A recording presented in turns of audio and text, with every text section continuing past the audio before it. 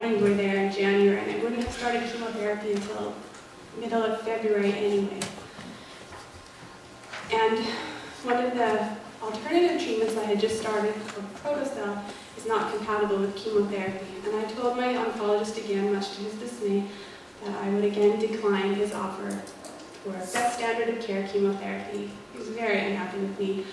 But at this time, however, he could request for me to receive single-agent Herceptin, which I had asked for back in February, but couldn't be approved for until metastases were documented. So I was able to start Herceptin just 2.5 weeks ago.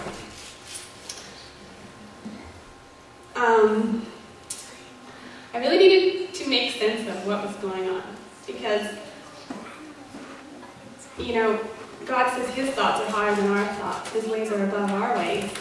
But I was still figuring things out in my own wisdom at the time. And when I was first diagnosed, I had just become the health and temperance leader for this church. And I thought, I really have some things to teach you all.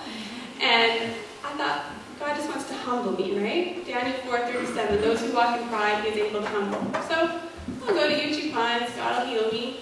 And then I'll have a great story, and I'll be humbled, and everyone's happy. But I'm not going to wait for that to happen. It totally could happen, I have no doubt.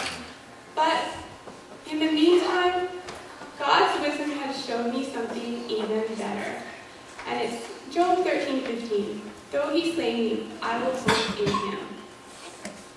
It's so better than saying, God healed me. But that's great too. When you need answers, you turn wherever you can. When I was first diagnosed, they gave me a really, really great book, The Intelligent Patient Guide to Breast Cancer. I read it through and through and through, and it's been so helpful. And then I started to get concerned about other people around me, right? I have this book called The Hope Tree, Kids Talk About Breast Cancer. I was really worried about Wes for a while. Diary of a Breast Cancer Husband, Breast Cancer Husband, How to Help Your Wife and Yourself, Your Diagnosis, Treatment, and Beyond. Bear with me here. Uplift, Secrets from the Sisterhood of Breast Cancer Survivors. Anti-Cancer, it's given to me by one of my aunties. Someone came to my door that didn't even know me, and she heard about me from someone else who doesn't even know me in town. And gave me this book, The 1-Minute Cure, The Secret to Healing Virtually All Diseases. And she brought me, they were so sweet, they really were, some hydrogen peroxide, and it's still in my freezer. And it turns out hydrogen peroxide can cause cancer, it causes DNA damage. I'm not going to go that route, but I can add to my stack. The breast stays put, no chemo, no radiation, no lumpectomy, no thank you. Put your scalpel back in your pocket and nobody gets hurt. This was a great book about Pamela Hepner. She's on the Protocell treatment. She's been cured for years. And her diagnosis was exactly the same as mine as far as aggressiveness, and hers was hormone receptor positive, which could be even worse. Anyway, gotta have your pink ribbon journal. My sister-in-law sent me that. Just fly through the rest of these. Outsmart Your Cancer, non-toxic treatments that work, the Gerson therapy. HER2, the history of making of Herceptin a revolutionary treatment for breast cancer. That's what I just started. Healing Cancer from Inside Out, that was early on, it's not going to happen for me. Ministry of Healing by Ellen White, fabulous book. What Your Doctor May Not Tell You About Breast Cancer, How Hormone Balance Can Help Save Your Life. Again, not relevant to me, but it's here because someone gave it to me. Oh. And you know what?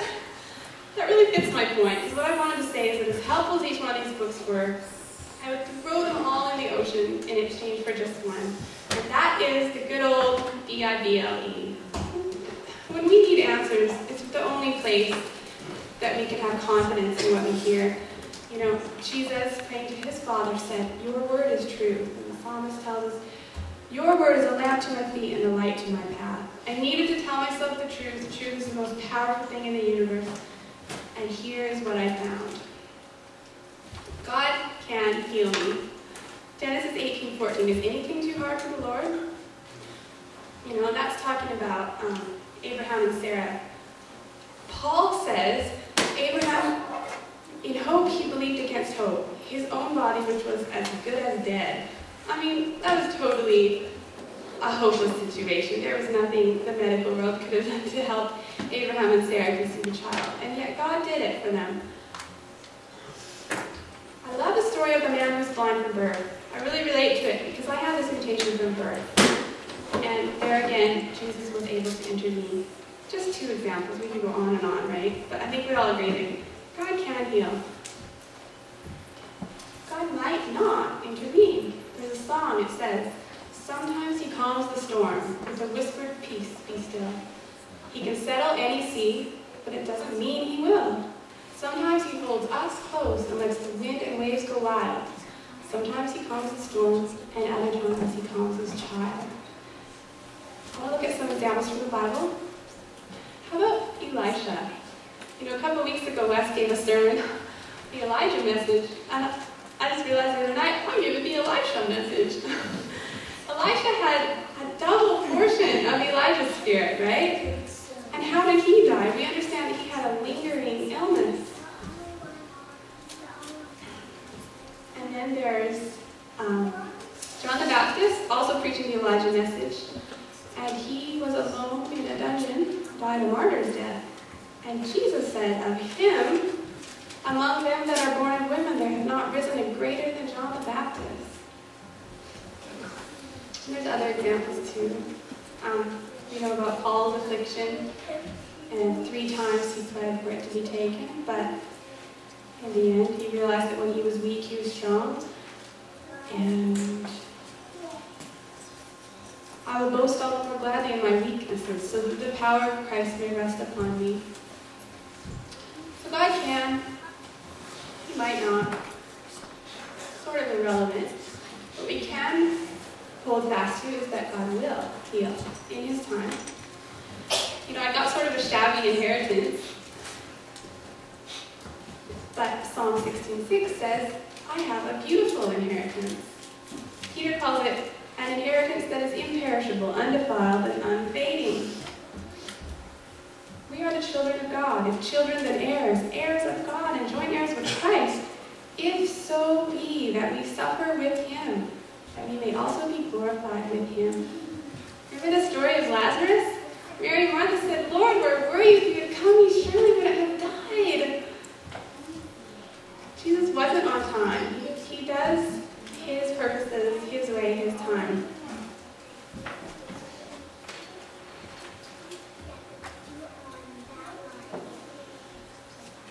There's fundamental questions that I think everyone faces internally, whether they verbalize it or recognize it. And this has just sort of brought it out to me, but I know it's always been there. Why do good things happen to bad people, right? It's such an important question, and maybe the reason why some people can't accept Christianity or can't believe in a loving God is because they don't have the answer to this question. It's a brick wall that they can't get past. Remember the man who came to Jesus and said, Good teacher, what must I do to be saved? And Jesus said, Call no man good, but only God in heaven is good.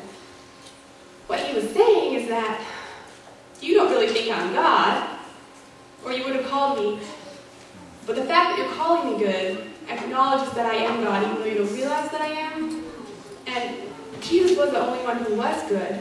And, you know, we look at what happened to him. He was crucified. He died completely alone. God was there, but the Spirit of prophecy tells us he was veiled.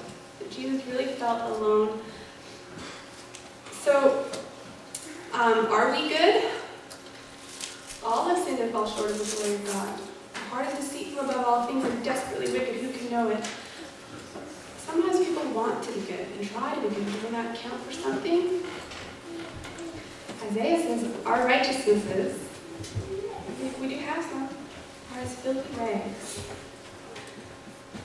Are we deserving of good things? No. Lamentations 3:22 too, it is of the Lord's mercies that we are not consumed.